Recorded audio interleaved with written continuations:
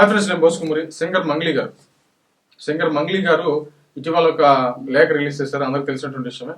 నేను రాజకీయంగా నన్ను అనవసరంగా రాజకీయ పార్టీకి పెట్టి ముడిపెడుతున్నారు, నాకు అవకాశాలు తగ్గిపోతున్నాయి, నేను ఏ రాజకీయ పార్టీకి సంబంధించినటువంటి వ్యక్తిని కాదు అనేటువంటి కోణంలో తనైతే మాత్రం ఒక లేఖ రిలీజ్ చేసినటువంటి పరిస్థితులు అయితే ఉన్నాయి. ఈ పార్టీకే చాలా చూస్తుంటారు మీ వీడియోస్.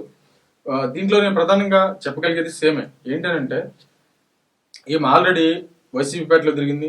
వైసీపీ పార్టీకి అంటే 2019 ఎలక్షన్స్ టైంకి ఆమె వైసీపీ పార్టీ కోసం ఒక పాట పాడింది. అంటే మంచి ఫుల్ రేంజ్ లో ఉంది ఆ టైంలో. ఆమె ఏ పాట పాడినా కూడా సూపర్ హిట్ అయిపోతున్నటువంటి టైం అనమాట అది. ఆ టైంలో వైసీపీ పార్టీ కోసం ఒక పాట పాడిచ్చారు, వాయిస్ బాగుంది అని. అది ఎలక్షన్స్ లో బాగా ఉపయోగపడింది. కాబట్టి వైసీపీ పార్టీ ఆ కృతజ్ఞత భావంతో ఆమెకు ఒక పదవి ఇచ్చి, టీడీడీకి సంబంధించి ఒక పదవి ఇచ్చి, ఆ తర్వాత ఆమెను పార్టీలో యూజ్ చేసుకునేటువంటి ప్రయత్నం చేశారు. ఆమెకు శాలరీ కూడా ఇచ్చినటువంటి పరిస్థితులు ఉన్నటువంటి కోణంలో మనం వార్తలు చూసాం. కాబట్టి ప్రచారం కూడా చేసింది వైసీపీ పార్టీ తరఫున.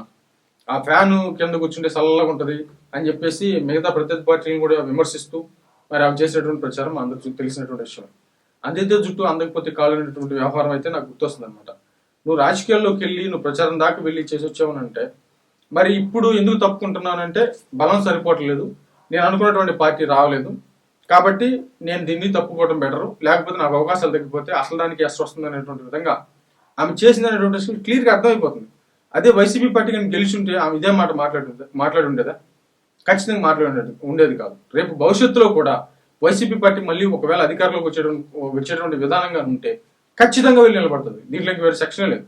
ఇప్పుడు తనకి ఉన్నటువంటి ప్రాబ్లంని దాట వేసుకోవటం కోసం, అంటే అందరికీ తెలిసినటువంటి విషయాన్ని మసిపూసి మారేడిగా చేసి నేను ఒక రకంగా చెప్పాలంటే నేను శుద్ధపోసని అనేటువంటి విధంగా జనానికి చెప్పేటువంటి ప్రయత్నం చేస్తుంది అనేటువంటి విధంగా సోషల్ మీడియాలో మాట్లాడుతున్నారు. మరేమది